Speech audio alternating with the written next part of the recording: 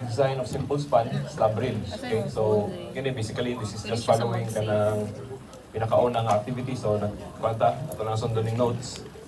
So kuan sa maghatag sa given ani sa group 1. Okay? But ang kato akong group 2, group 3, to be fair, sa uban, Dila sir kayo bugat ang yung magnet. mag sa mong inani. Okay? I'll be giving you the values later. Check your canvas. Okay? So dali ra man kayo ni. Well, ano man. Yeah. So, yun problem set 1. So, this is just reflecting sa inyong notes. Naman ay simple slab.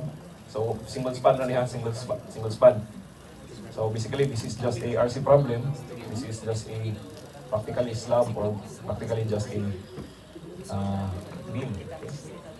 So, clear span ninyo, na yung data. So, paliw kong take picture ani. In particular sa itong group 1, itong sa group ni Jugita Mundo, mas hindi siya makatag sa inyo o kining data again. But in case na makalimot mo, so duula lang ko later or next time. Ako ni-sit naman sa ako ang copy sa inyong mga designated lines. Okay?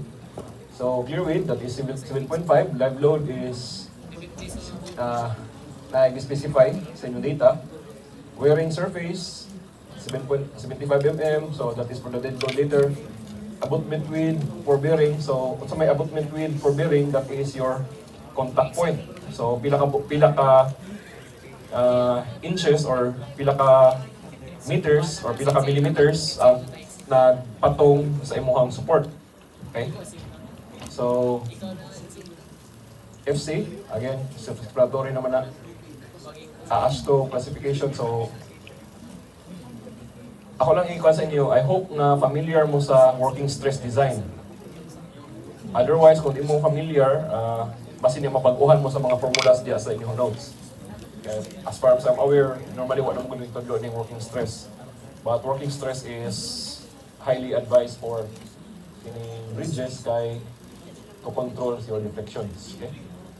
So required, design of roadway slab. So basically, that's the 1 meter strip. Kanang mo gray out niya sa second figure. Design edge beam to be composite with the curve assuming unshored construction. So, sama na siya. So, kuan siya, walay buhon, walay shoring. So, kanang wala siya ay kuan so pinalutaw ang iyang buhos. So kanang iyang edge beam, kanang makita niyo 0.8. That is the curve. So, most likely, di mo na rin mabuhos one time. So, you have to consider that it will act as a composite action with your intersection. So, buhatag na siya o kusogsan. Okay? So, design of reinforced concrete sidewall, 0.9 meter high at thick. So, that is the railing, just killing. Okay, that's edges. So, kana design of dowels for shear connection between slab and curve. Design of dowels for bearing support connection to abutment. Compute max expected deflection due to live load. Complete working drawings on A3 size paper. So, ako lang mo i-note ha, kasagari ra ba nga gagmay mo score, diri actually kini ibuhan ninyo Excel, manumano ninyo, makuha na ninyo. Kapaliw kong tarong lang sa inyong drawing kay, again, in our experience, diha mo kasagari kuan, lacking. Okay? So, hindutan lang yung drawing with proper blackouts, kailan mo niya, kanang tarong nga sa inyong scaling. Okay? So, may balaan man na nag-copy-paste ra mo, kay lahi man mo given, dili mo na, I hope kung kaibaw mo mong scale, maybe matago ninyo, but kung igo ra ninyo ilisan ang inyong mga values, so, laro kayo nga nag-share ka mo o file. Okay? So, hindi na pwede. Okay? So, dapat ang inyong ilahi mo span. If you recall, ang thickness ninyo is what? Magdepende sa inyong sabi na, that is basically a one-way slab.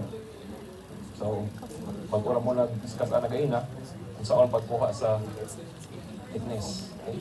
And also check sa inyong reflections. Okay? So, yun ang inyong given in particular sa group 1.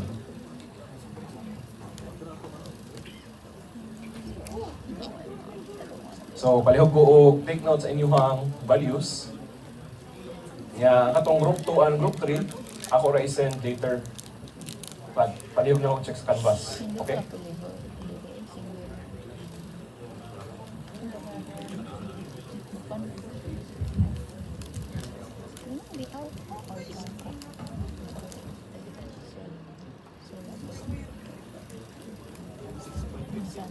So I hope na picture na ninyo. Okay? So what is HS 15, 10 and 20? So kani siya. Normally minani these are smaller loads, these are older loads. Please refer to your notes. Okay? Please, so diha kong gamit, diha gyapon mong gawas ang inyong moving load. So ano? Okay? So before we proceed, kinsa na pangutana? Ha? For the template, i-follow lang ang format sa computation sa kanang inyong notes. Okay? Ang sa inyong drawing, o ako'y pa decision nun sa inyo ha, I will require yung kopyahon ninyo or somewhat similar sa kung ipakita sa DPWH na manual. Ang ako na template.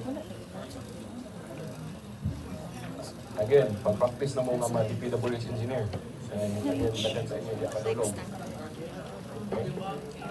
So, please follow that format. Okay? So, dapat na specifications, ay kaning explain ninyo ang design loads. O bitaw nang iba, hinahinay na muna ako prepare sa inyong template. Di ba?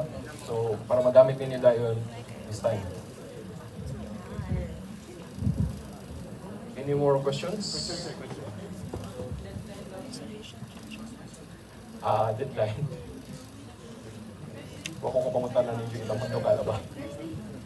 But, Sa canvas. Kato moving loads, canvas. safe to say nga, at least mga 2 weeks kaya na ninyo. Dugay na kayo ng 2 weeks. Again, 1 week kaya na ninyo. Kamay ra kayo ng slab. Sa inyong notes, I think this is just, 3 pages. So, kaya na ninyo. Ang makadugay sa inyo is actually ang drawing. Okay?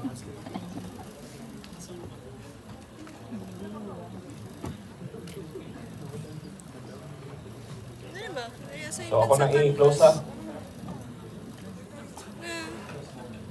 Moving loads, draw the location. Ano kita ano? Saan na siya? Di na blades day. Di na daan. Sigdaan. Di siya blades. Di Di siya. na siya sa submissions.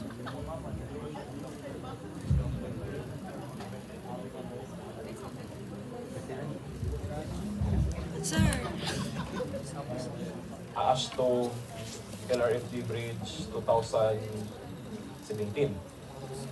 Kining inyo ha, again mapansin ninyo, working stress ni is using an older code, but again still valid pa man. But again, it's highly advisable na magamit mo newer code. So basically the process is still the same. Alay mga additional na mga requirements. Now in particular, there is also may major nga difference ani sa new code o older code is actually the thickness of the slab or the roadway and the depth of the beam. Okay? So mo nang pansin niyo lahi-lahi ang formula. Ang mga bago nga mga code usually mag-demand o mas dako nga depth. Okay? So ato lang i-discuss una kini. This is actually now a addendum to your second topic, which is kanang na sa notes ninyo ha. T-beams.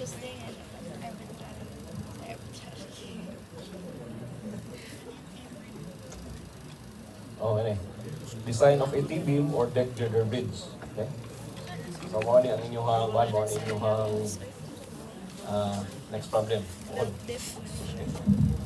So, for this, ang atong pinakauna na i-discuss ani is usually kung sa sizing na to. 16? Before, naman mo idea sa inyong slabs, ang karon Side atong slab. i-discuss ang kini inyong depot on sa inyong section. Okay? So kini siya, gikan ni siya sa AASCO nga requirements. Pila may depth or unsa kalalo ang imuhang kini section, okay? For now, what is simple span? What is continuous span? Now, simple spans is basically again kini simply supported, so one span. Or kung imuha nang i-plan nga dili nimo tahion o dili nimo sumpay ang imuhang mga girders, so it could be considered as simple span. Now, what will happen normally kung simple span ka, di ba yung maximum moment is WL squared over 8 as compared nimo sa kining continuous na it could be smaller. Okay? So kung simple ka, kung simply supported, expected ka dagko yung mga moments. Okay? So, kani, minimum depth nimo is inclusive sa imuhang deck or sa imuhang slab. Kaya ang logic ani later is that you are designing your section as a T-beam, kaya you would want your, or you would prefer nga imuhang deck maghatag sa additional nga strength.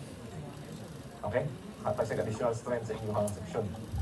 So, in this one, kanang slabs with main reinforcement parallel to traffic, usually this is practically what kanang first ninyong activity, katong slab bridge. So, kuan siya, 1.2 times the span, plus 10 divided by 30, that's your, that's your thickness, okay? So, that is for slab bridges, number 1. Kaya again, main reinforcement nimo is parallel to your, parallel to traffic. So, T-beams, small girders, 0.07 of your length. Okay? So, minimum depth niya siya. Not, sometimes, kung ganahan niyo padakaan, pwede nasad. Depende sa inyong need. But relatively, this is quite already very small. Box beams, so yeah, mga kanang opening sa sulod, yan ang hollow sections. So pedestrian structure bridge, beams, mga kuan siya, kung wala kay sakyanan. So mga kuan lang, pedestrian overpass. Okay? Reinforced concrete, pre-stress and steel. So basically, self-explanatory na may pangalan. Okay? Now, natay duha ka considerations sa tuwang bridge as sa tuwang deck is for T-beam. First is we have to consider na non-composite action. Now, normally, if inyo mapansin ang construction sa tulay, mag-una og taod sa girder, di ba? Dili man na dungan o buhos ang imuhang beam o imuhang slab.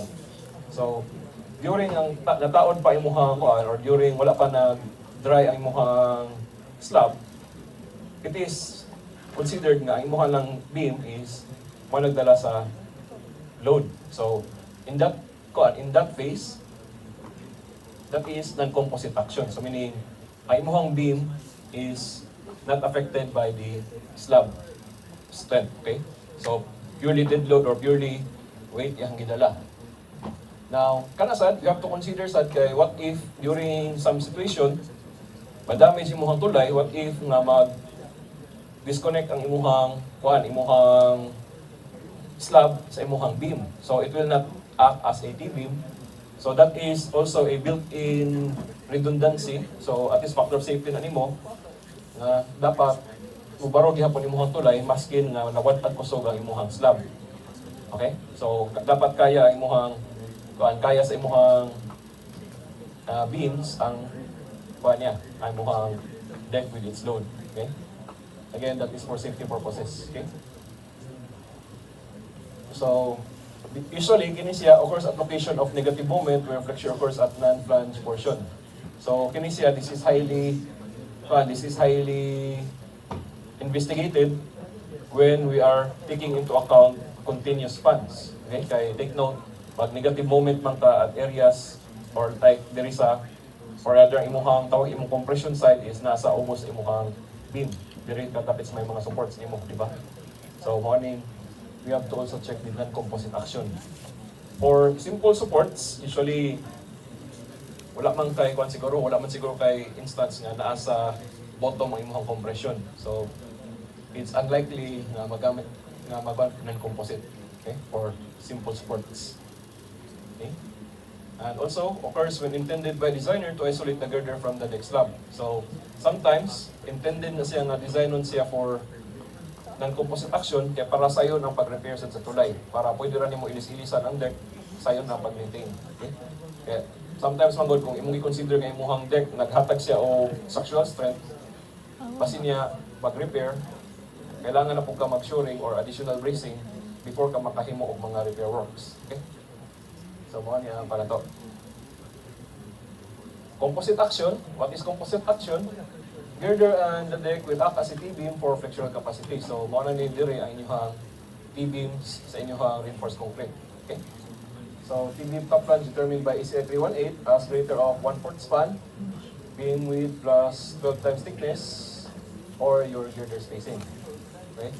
In a lot of cases, ang mong govern ana is ang imuhang kining 1/4 span in normal circumstances. Okay? So, kining, this is just a review. I hope na na-cover na ninyo ni sa reinforced concrete. Now, sometimes, natay duha ka, or rather, natay duha ka consideration sa tuang T-beam. So, kining edge beam or exterior girder, and also kining interior girder. So, mga na mapansin ninyo sa inyong notes, na mo exterior, na mo interior beams. Okay? Mga na ang iyahang scenario. So, you have to check the T-beam action for your exterior beam. You have to also consider the interior beam T-beam action. Okay? So, ako lang i-illustrate ang mga terms na may encounter na to diri sa notes. So, kini, again, I think familiar na mo ani. These are your gross and crack moment of inertia. Sa pagkalain niya na. What is called cracking moment is that is the instance na mag-initiate na or mo yield or you expecting nga you're expecting nga mag-yield ng imuhang kining tension bar, di ba? Normally, when you compute for your dive load deflections, you don't use your gross kining moment of inertia. Okay? You use your crack moment of inertia for your deflections ng ICR. So, ano siya? For doubly reinforced and for singly reinforced. Okay? Now, normally, pagbutang mangita o pagbutang tag compression steel, but nas inyo kung i-take into account ninyo yung contribution or wala. Normally, ang gamit sa mga beams ani imuhang compression steel is, again, para mapurma ang imuhang beam, para na mo pugong, para na ikabitayan yung mga ties, di ba? So, kana, to maximize nimo imuhang depth, maximize nimo imong strength, it is advisable na you design it na with compression member or with compression steel. Di ba? So, doubly reinforced ta. Okay, take note, this is a bridge, taas kag length. Basin niya, kung dili niyo mutag compression member, basin niya, grabe na kalalom ang imuhang section. Okay? Kaya you still have to comply with your balance condition or dapat it should be under reinforced condition, di ba? So, take note ni. Kay kasagari, daghay masayop din yung dapita, kay mag-check sa deflection, ang gamiton is ang kining gross moment of inertia. In that instance, kanang IG, that is BH cube over 12, diretso diha. What will happen is that gamay ang ilahang makalculate na deflection, but in actual di ay tagko. Whereas mas accurate nga measurement ang kining imuhang ICR or kining cracking moments. Okay? So, kuha lang ni, addendum lang ni. There is inyong notes, babay deflection nga mention.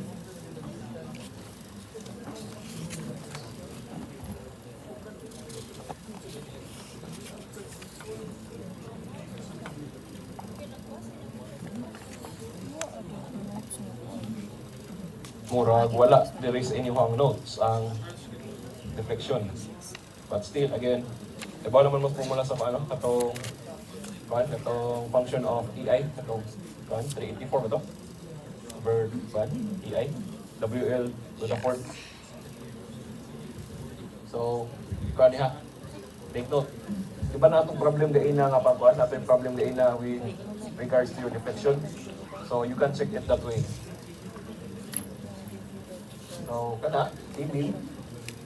So medyo challenging na gamay ang inyong cross section. If you now take into account the effect of your T-beam. Diha sa kaupat, mao na mas labad sa inyong ulo kay imuhang T-beam gawas sa napay flange, napay gid siya compression. So what if ang imuhang neutral axis is below the flange? So nakay what? Tulo ka value sa compression block or compression contributor. Diba? So that will make your day very fun. Okay siya. Deflection of beams, camber offset. So, auto, gamiton ninyo yung calculated na deflection, then you camber. Now, what is kanang cambering? Ang purpose ng camber is, kung pila deflection nimo during construction is imo na siyang sakadaan. Kaya para the moment nga mong gahi siya, mong bawi siya, mong neutralize siya. Okay? That's the logic sa inyong camber. Kaya kung dito ninyo camber, again, maklaro, in-actual ninyo sag. Okay? For deflection. So, again, sa mga pagkuha, in particular sa live loads, you just superimpose. Okay? So, deflection slopes, nanamaspan, kabawa na mo ana. Now, karon arita sa continuous spans. So, kini, mahitabuan kung inyong itahi or rather inyong i-join ang inyong mga girders along the supports. You would expect na inani ang noun sa inyong moment diagram. Okay? So, in that situation, kanang ato ang mga moments na ma-develop, that is what we call our secondary moments. Okay? Now, take note, in those areas, kung imuhang T-beam, definitely arrange man na nga imuhang T nasa taas, kanang portion na negative moments or in that na nasa taas, ay mong gamiton nga section is ang iyang ordinary nga rectangular section. Okay? Kaya again, wala man kay T. Di mo na ay mo tawag ani, muhang section. So, that's why you have to also check your non-composite action or non-composite section. Okay? Kaya ang T-beam again is only good for kining nabaliktad niya moment diagram kay I'm using sa taad. So baliktad niya configuration ba. If negative moment or positive, depend kung imong positive nasa taas, gamit imong T-beam. Kung ang positive nimo nasa ubos, sa imong section, why gamit ang imong T-beam? You revert back to non-composite or rather just a rectangular section. Okay? So mo ni may tabo imuhang anon. So actually kung ganahan ka, you investigate that using moving loads, mapansin ninyo nga again maglahi-lahi ang imuhang moment diagram as mag-move ang imuhang vehicle. Okay? So kana that is using a standard na HL93 load. So 35 kN, 145, 145. So again, kana nga mga lens is again standard. Okay? So again, mapansin ninyo nga na-reflection or na-secondary moments na develop sa adjacent spans. Okay? So gini, in the event sad nga nasa nasa third span, you still nagyapon kay ma-develop ng mga moments diri sa imuhang first span. Kaya again, by reflection, bukan man na siya, propagate man na imuhang moments. Okay? So that's why natay naning moment diagram. Again, baliktad din, dapat ang kanang nasa ubos that is positive. So in this case, kung asa na side ang kanang red is actually ang area na kailangan og kabilya. Okay? So kanang asang red, that is the tension side. This logic. So kana, kung imong tension side nasa ubos, it will work as T-beam. Kung diri sa second span, imuhang tension is nasa taas, compression nasa ubos, again, rectangular section ang govern. Okay?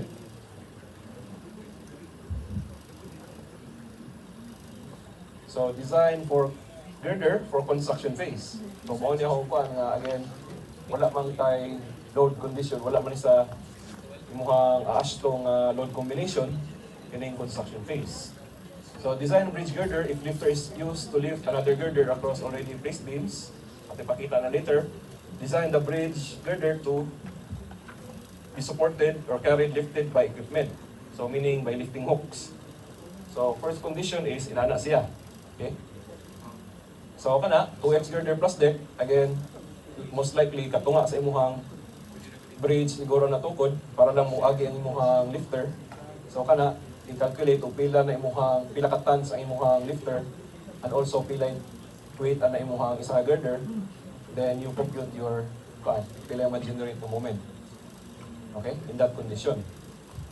Second is consider nimo sa imuhang beam na i-carry siya. Kaya take note, in normal circumstance, ang imuhang support, normal use, ay imong support is here, there is edge. That is your bearing distance, di ba?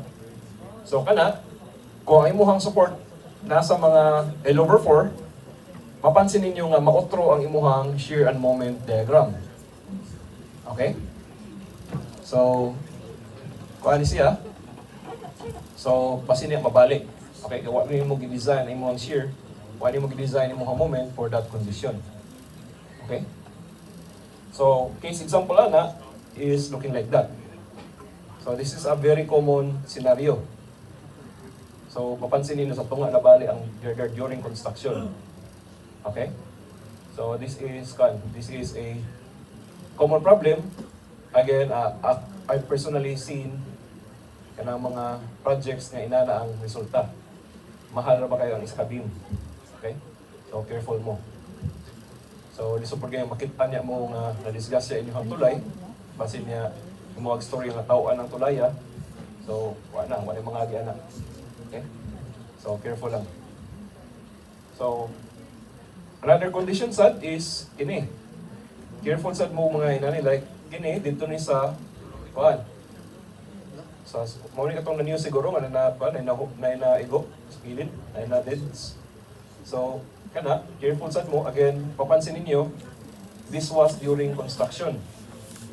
Most likely, if I recall, nakuan siya, naigo na siya ng equipment. So, improper handling, but you have to take into account in yung drawings, or rather in yung design, ang iyahang possible ng mga mahitabo during construction. So, you have to take that into account kung medyo constricted ang area.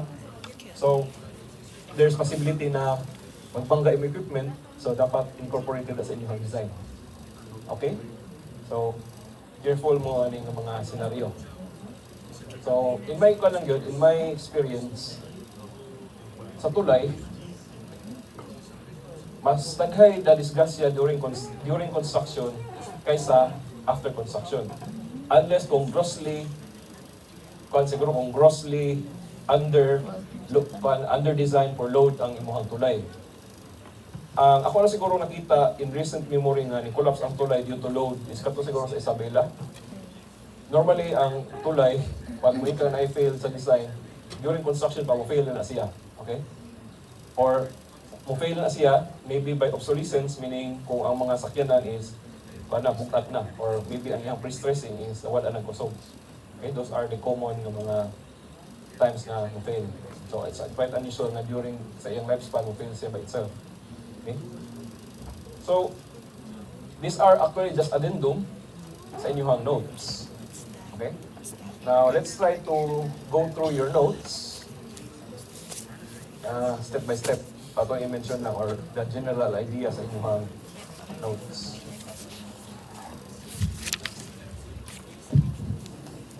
Pamaulan.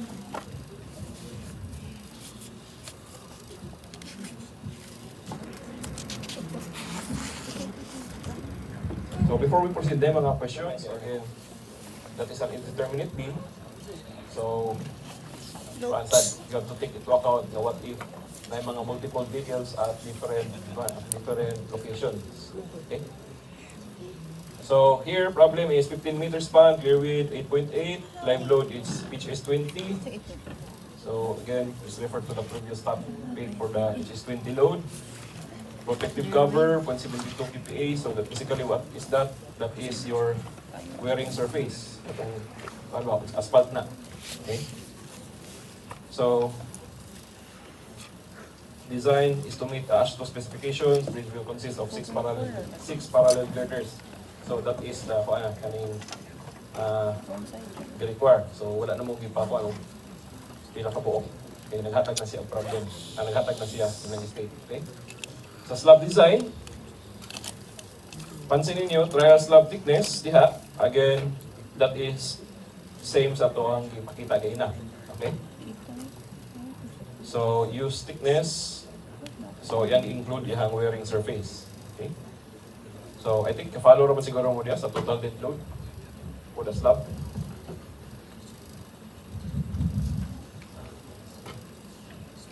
So, live load moment computations. Again, may formula niya but it's highly advised itong akong ipagamit sa inyong procedure, itong previous topic. But, yeah, this is for estimation lang. Okay? Impact coefficient, same. So, consistent basically, kung saan na yung mga formulas niya, that is just working stress, kuha niya yung depth, kuha niya yung rebars. Okay? Sama na.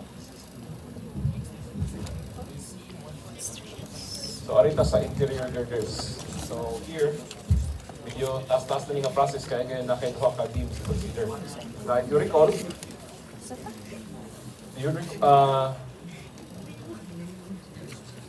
take note na ang imuhang beam is, again, direkta ng beams equal ang load. Okay? So, it is highly advisable na you have to check ang imuhang girder na mo ay pinakadako o ikarga. Okay? So, like itong ipakita na ko earlier, again, depende sa posisyon sa imong sakyanan, maglahi-lahi o load on the girder. So, it's sometimes, on your part, you have to by due diligence, investigate the action of your slab. Kaya again, I think diretso naman times 2 na lang. Okay? But again, realistically, dili na sa may tabok. Okay? So, again, just use kining one way slab, then dire, naman ka. Live load moments, this one, moving loads. Now, this is across the length. Then, dire is, I think wala na pilang padre, na pilang uniform live load niya. So, palihog lang kong add sa uniform live load as per DPWH na specification or AASHTO specification, atong 9.8 something kilonewton per meter. So, superimpose na lang na siya, diha. Okay? So, makita ninyo diya sa page 19, i-draw ang influence line. Okay? That is to make your life easy to identify pila yung maximum moment para visual lang ba, para dali lang yung pag-compute. Okay? Magdepende sa position sa inyong vehicle. Okay? So, diha ang application sa influence lines and moving loads. Okay?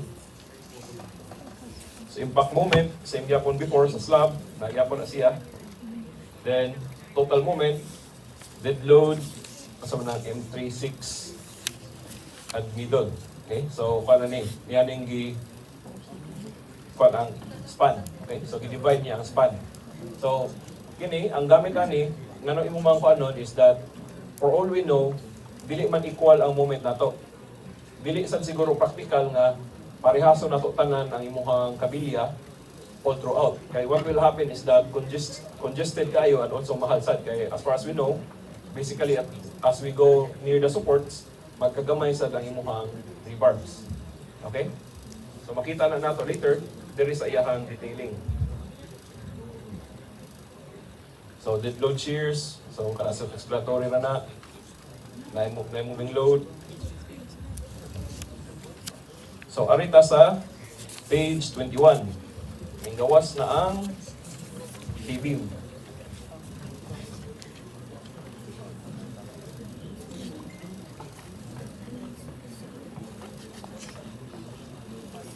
So, design cross-section for moment. Use trial dimensions for total depth of girder is 750 plus 150. To make your life easy, gamitan na lang to ang akong ipakita sa inyo earlier para makuha ninyo ang inyong depth na minimum para di na mo mag-guesswork. Kay this is actually a lot of guesswork. Okay? So, assuming 3 layer of 32 mm, hanap po nagikan. Dia is basically nag-trial and error na sad na. Okay? So, kung ganahan mo, you could actually just compute first using simply singly reinforced, makakuha na mo sa inyong required area. Okay? Actually, so, kung ganahan mo, you could do trial and error with result. But again, it will be quite long kung di ninyo himuan o Excel program. Kung na mo Excel program, input na lang ninyo daan. Again, ang importante lang is that it must not be over-reinforced. Okay? Ako matulungan niya. So, check moment capacity. Again, given your preferred load. So, take note sa manigi. Check ba niya? Ano man po yung mga pag-uufan? Ang sa iyang rebar,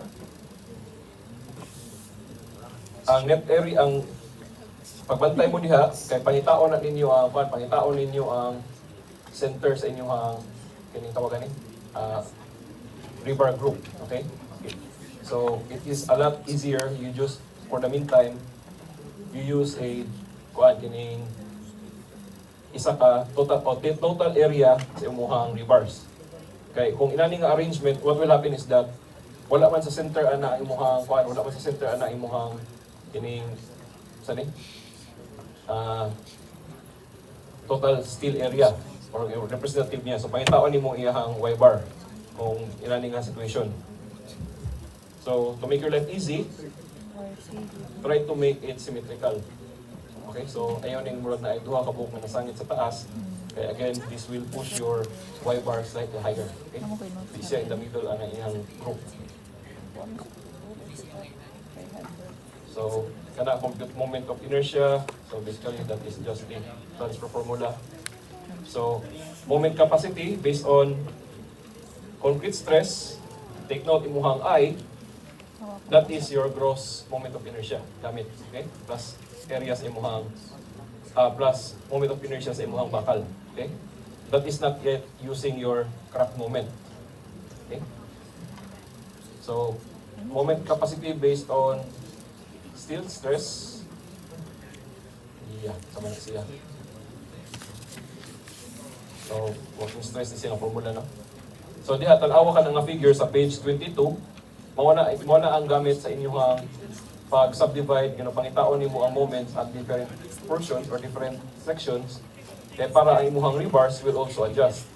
Wala mapansin nimo magkaduol ka diri sa midspan, daghan ka og kabilya, diya sa medyo somewhere in between sa imong midspan and the support, ni-reduce ka, so nawala tong duha sa taas. Then, finally, dito sa support, bottom bars na lang, yung na sa bottom ang naghibilin. Okay, kaya practically zero moment man ta. So, mo nang na kay mga nailahi ang cut-offs. Take note, LD is your development length. So again, it's very important nga inyong kabilya should be over your kining compression zone. Okay, dili pwede nga imong kabilya mo terminate at tension zone or area nga nakay positive moment. Okay, so dapat mo paak na siya sa imong positive para how do you call this? Kana mugunit. Okay, kay kung nasa tension zone, basically way gamit kay wala naka-anchor ang inyong kabilya.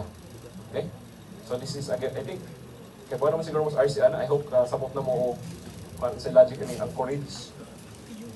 Okay.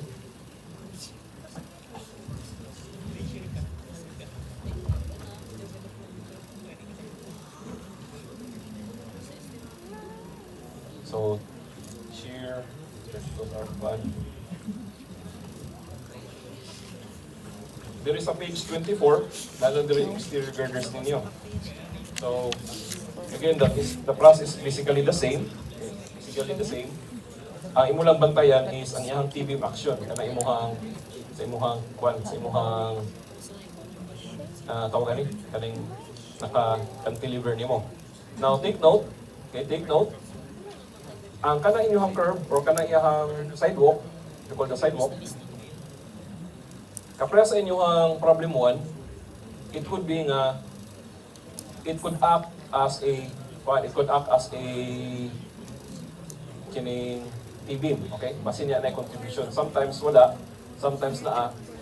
Ang disadvantage ana kung imo na siyang i-neglect, kung di siya ma-consider nga give action is, what if mag-crack ang inyong section, mag-separate ang inyong curve sa inyong deck, basin niya, lain kita na na muliki, basin niya, that will cause undue alarm para sa public. Ikaw, kaya ka nga safe, kaya mo man design nga maglutaw ra imuhang curve, pero sa uban makakita nga nag-separate ang imuhang sidewalk sa imuhang tulay, it will cause alarm, and particularly for non-engineers. Okay? Kaya ako, in my experience, this one actually happened na in the middle of the night, itawagan ko, kaya dadaw ko ng tulay nga nilikit. Nga na-shock ko nga, ano nilikit man? Pag-adto na ko, I saw the part of the actually construction gap and also part of the sidewalk ng likit, kaya yung separate, kaya it was not designed. So, kuhan lang, tungkol lang kaya na nag-report na citizen. Kaya taga-DPO, akibaw sila mo, nagpatabang sila o academe nga mo explain sa design. So, it could happen. So, muna nakakuhan ko nga, may siguro nga you design it as a composite action. Okay? For public's assurance. Okay? Kaya again, kabaw mo nga safe, pero ang public, wala kibaw, makuyawan na sila. Same lang sa nitabo sa kuan sa kaning tunnel, kaning crack ang ato, or ang iyang roofing, or kanang taas. But actually, di na siya crack. It just kining kuan lang na mga epoxy, mag-repair sa mga temperature, normal man ang temperature percentage cracks. So, mahayagan, lain kita na murag nidako, so matang na-alarm ang public. So, mao na, still safe, but again, ang mga tao na hadlok, ang problema. Kaya di na mong gamit, di na mahagi. So, same lang yan sa tulay. Samot na sa tulay. Kaya kibaw sila, maputol yung tulay, at sa tubig, mahulog. So, final destination vibes. So, parang kayo. Okay? So, careful lang kita. Kaya again, that's part of our job to assure the public na safe nga itong ipanghimo ng mga buildings. Okay? So, asa ko man ni share.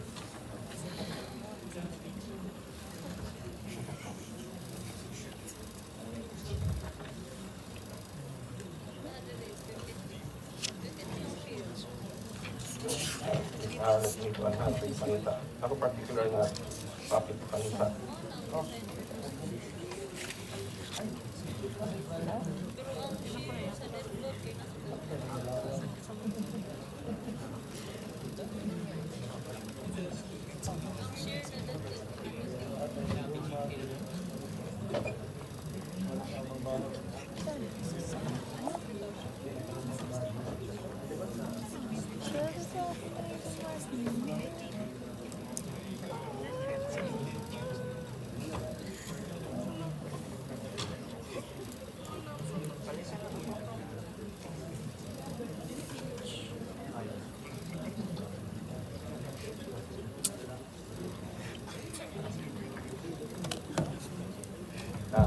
Ato lang skip kadali ha kay kini narabas sa inyo ang plates.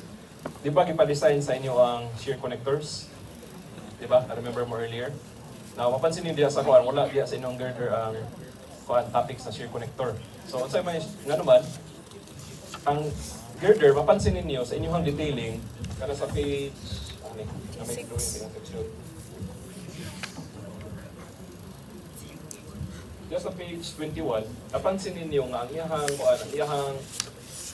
iyahang kining stirrups or ties, in-extend padulong dito sa taas sa imuhang slab, di ba? So kana siya, di kana siya kailangan og shear studs, but again, we still have to check kung kana imuhang ties if it is acting as shear connectors. Kung kana siya wala ni extend dito sa imuhang deck, ang imuhang ties, you have to provide dowels. Okay, you have to provide dowels. So, sa inyong first activity, ipangayuan mo ni Sir Gitamundo o shear connectors. So, again, kaya dili man na mabuhos one time ang imuhang deck and your curves. So, abangan na ninyo kabilya, abangan ninyo og shear connectors. How to design your shear connectors? Palihog tan-aw sa skip lang ta nasa page 35. Okay? Nasa page 35. Kaya basin niya kung mo ba asa pag-compute, asa yung procedure pag-compute. So, na natin. So, what will happen ana is instead of shear studs, actually pwede ra i-replace niyo muna with the diameter of your stirrups, okay? Kana imuhang tuck studs, okay? Nakaagi ba mo sa iwan? Nakaagi ba mo sa inyong RC? Inyong TV? How masak ito ba? Yung shear connectors? Shear studs? So, I hope nga na-cover na ninyo. Basically, mo na consider niya sa page 35. Kana sa page 35 niya that is for steel, good, yung gimo is ang steel girder to concrete deck. Pero still, same process ra kung concrete deck to concrete beam. Okay? Same process lang. So what you will get is your spacing.